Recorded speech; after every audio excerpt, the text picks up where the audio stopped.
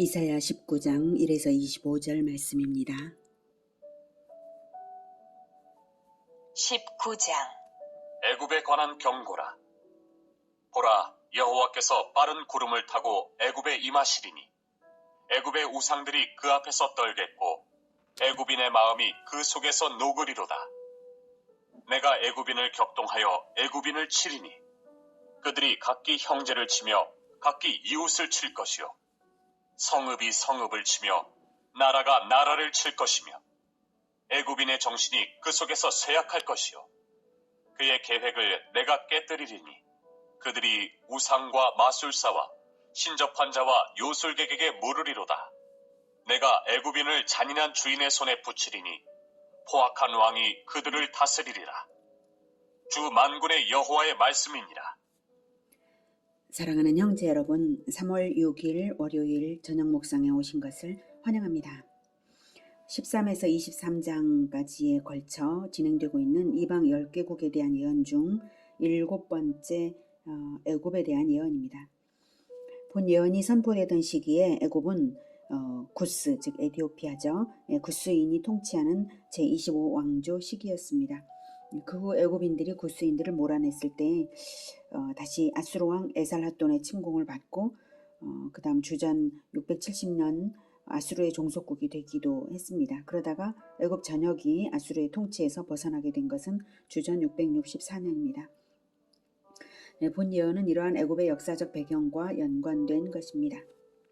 1절 애굽에 관한 경고라. 보라, 여호와께서 빠른 구름을 타고 임하신다는 것은 심판주로서 신속하게 행하신다는 뜻입니다.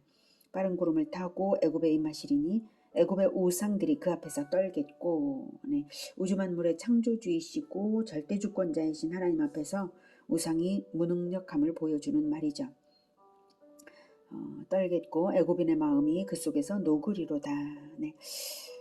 평소 애굽인들이 수많은 우상을 섬겼지만 하나님의 심판이 시작이 되면 우상들이 아무 소용이 없다는 뜻이죠. 하나님의 심판이 시작되면 애굽인들은 과거 출애굽 때의 열 재앙을 기억하고 마음이 녹아내릴 것입니다. 2절 내가 애굽인을 격동하여 애굽인을 치리니 그들이 각기 형제를 치며 각기 이웃을 칠 것이요 성읍이 성읍을 치며 나라가 나라를 칠 것이며. 하나님께서 애굽인들을 심판하시는 방법은 내란이 일어나는 것입니다. 그리고 그 내란이 가속화되는 것입니다. 한 사회의 유지에 있어가지고 외부의 적보다 더 무서운 것이 내부 분열이죠.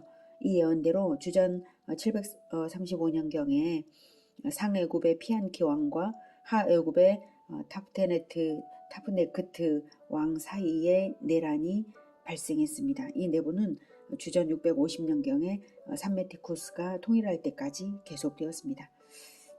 3절 애굽인의 정신이 그 속에서 쇠약할 것이요 그의 계획을 내가 깨뜨리리니 그들이 우상과 마술사와 신접한 자와 요술객에게 물으리로다. 여기서 정신은 어떤 일을 계획하고 이루어갈 수 있는 지혜 또는 분별력을 뜻합니다. 따라서 지혜가 어두워질 것이라는 말입니다. 애굽은 지리적 조건이 좋았기 때문에 일찍부터 문명이 발달했고요. 애굽인들은 자신들의 문화와 과학기술의 자부심이 높을 수밖에 없었죠. 그러나 심판으로 인해서 내분이 일어나면 지혜가 어두워지고 문화의 발전이 중단되고 사회가 쇠약해져서 미신과 사술이 성행할 것을 예언한 것입니다. 이것은 자신의 지혜를 의지하여 교만했던 것에 대한 심판이라고 할 수 있겠습니다. 4절 내가 애굽인을 잔인한 주인의 손에 붙이리니 포악한 왕이 그들을 다스리리라. 주 만군의 여호와의 말씀이니라. 잔인한 주인은 애굽인일 수도 있고 외국인일 수도 있겠는데요. 학자에 따라 주전 671년에 애굽을 정복한 아수르의 사르곤 2세다 또는 그의 자손인 에살핫돈이다 라고 하기도 하고요. 바벨론의 느부갓네살 또는 바사이의 캄비세스 또는 주전 664년 애굽을 통일시킨 삼메티쿠스 또는 그의 아들 느고 등으로 보는데요. 폭군치하에 있게 된다라는 총체적 의미로도 볼 수 있겠습니다. 5절 바닷물이 없어지겠고 강이 잦아서 마르겠고 강들에서는 악취가 나겠고 애굽의 강물은 줄어들고 마름으로 갈대와 부들이 시들겠으며 나일 가까운 곳 나일 언덕의 초장과 나일강 가까운 곡식밭이 다 말라서 난려가 없어질 것이며 어부들은 탄식하며 나일강에 낚시를 던지는 자마다 슬퍼하며 물 위에 그물을 치는 자는 피곤할 것이며 세마포를 만드는 자와 배 짜는 자들이 수치를 당할 것이며 그의 기둥이 부서지고 품꾼들이 다 마음에 근심하리라. 네, 바닷물과 강 5절에 바닷물과 강은 모두 수량이 아주 풍부했던 나일강을 말하는 것입니다. 나일강은 애굽인에게는 또 하나의 우상이죠. 그런데 극심한 가뭄으로 나일강까지 마른다는 것은 애굽인 그 누구도 생각지 못하는 일입니다. 그러나 심판의 결과 나일강에 의존하던 애굽 산업의 몰락까지 일어난다는 예언입니다. 10절에 그의 기둥이 부서지고 품꾼들이 다 마음에 근심하리라는 것은 기둥은 상류계층을 나타내는 말이고요. 품꾼들은 하류계층을 말합니다. 전 애굽의 모든 계층을 막론하고 심각한 경제적 타격을 입게 된다는 것입니다. 11절 소안의 방백은 어리석었고 바로의 가장 지혜로운 모사의 책략은 우둔하여졌으니 너희가 어떻게 바로에게 이르기를 나는 지혜로운 자들의 자손이라 나는 옛 왕들의 후예라 할 수 있으랴. 너의 지혜로운 자가 어디 있느냐. 그들이 만군의 여호와께서 애굽에 대하여 정하신 뜻을 알 것이요 곧 내게 말할 것이니라. 소안의 방백들은 어리석었고 노베 방백들은 미혹되었도다. 그들은 애굽 종족들의 모퉁이 또리건을 애굽을 그릇가게 하였도다. 네, 소안은 애굽의 도시 이름인데요. 소안, 더베, 높 이렇게 세 도시가 애굽의 3대 도시입니다. 이 도시 지도자들은 애굽을 통치하던 실권자들이었습니다. 그런데 그들은 자기들의 지혜를 확신하면서 애굽을 회복하려 들지만 오히려 악화를 초래해서 그로 인해서 바로에게 자기들의 지혜를 자랑할 수 없게 될 것이라고 말하는 것입니다. 12절 너의 지혜로운 자가 어디 있느냐. 그들이 만군의 여호와께서 애굽에 대하여 정하신 뜻을 알 것이요 곧 내게 말할 것이니라. 이 말은 아무리 지혜자라고 해도 하나님의 경륜에 미치지 못하죠. 진정으로 지혜자가 있다면 그들에게 닥친 재난이 하나님의 경륜 속에 이루어진 것임을 깨닫고 즉시 바로 너에게 알려줄 텐데 그래서 올바른 조치를 취하게 할 것인데 아무도 그런 자가 없지 않냐 이런 뜻이죠.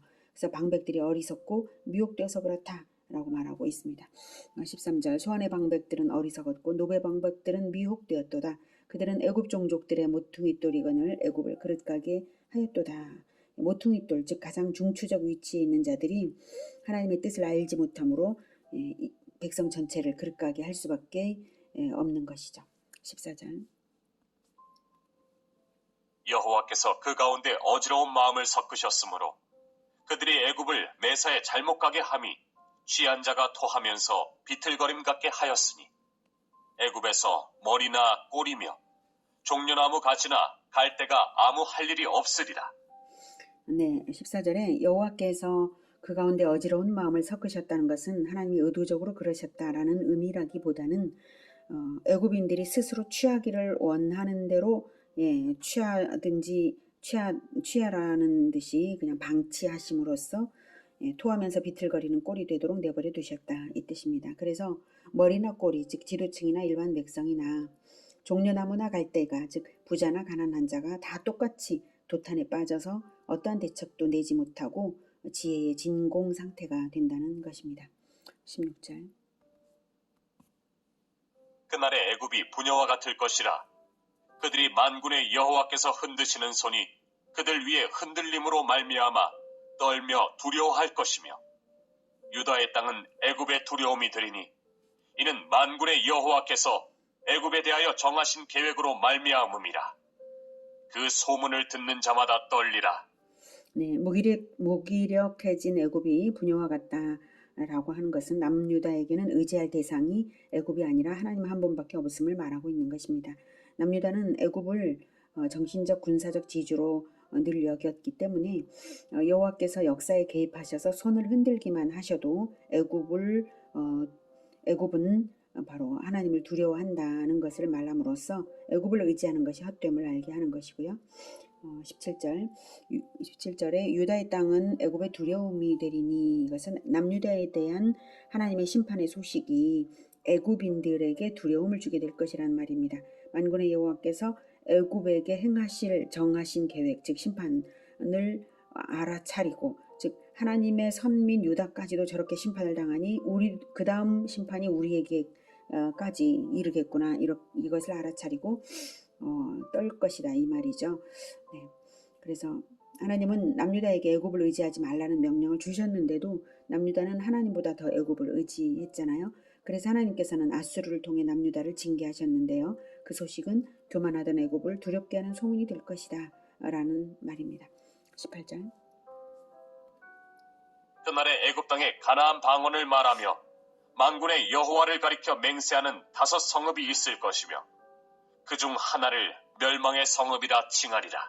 네, 굉장히 이제 예언의 속도가 빨라졌죠. 나중 훗날의 것을 지금은 말하고 있어요. 그날에. 여기서 이제 멸망의 성읍이란 말에 대해서는 대개 학자들이 태양의 성의 오기로 봅니다. 히브리어로는 둘 다 하헤레스라고 발음이 똑같아요. 네.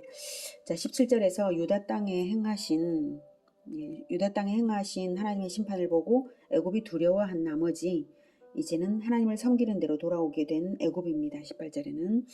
그래서 태양신을 숭배하던 성읍이 태양신 숭배가 멸망이 되고 5 성읍이 가나안 방언을 말하며 만군의 여호와를 가리켜 맹세하는 5 성읍이 될 것이라는 예언입니다. 이 5 성읍은 아마도 포로 귀환 후에 건설된 유대인 거류지일 가능성이 있습니다. 멸망의 성은 장차 멸망이 예정된 성읍이 아니라 태양의 성읍이라고 해석할 수 있는 바, 히브리어 발음이 같아서 생긴 번역의 오류일 수도 있지만 태양신 숭배가 망하고 영적 부흥이 일어날 것을 표현한 언어 유희로도 볼 수가 있습니다. 19절.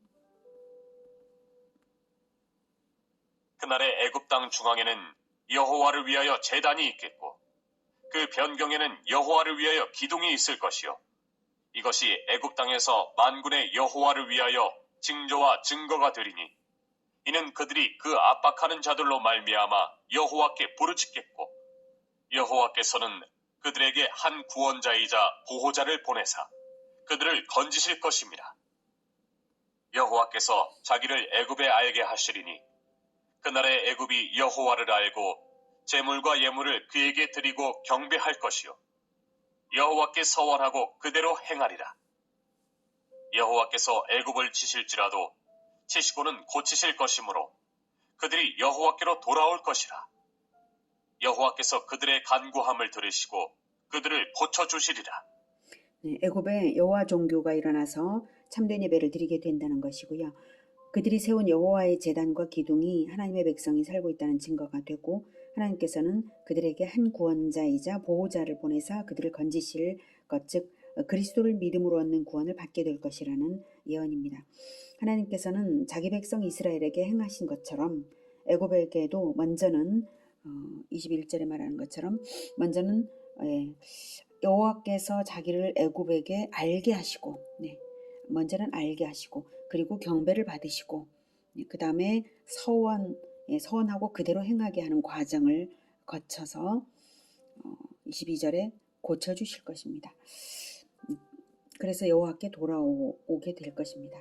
그러므로 애굽을 치시는 것은 고치시기 위하여 치시는 은혜라는 것임을 알 수가 있죠. 간구가 있어야 간구를 듣고 고쳐주시는 것이니까요. 이러한 예언이 어떻게 성취되었는가 하면 실제 역사상 애굽에 거주하던 유대인들이 주전 160년경에 톨레미 왕의 허락으로 예루살렘 성소와 똑같은 성소를 거기 세웠고요.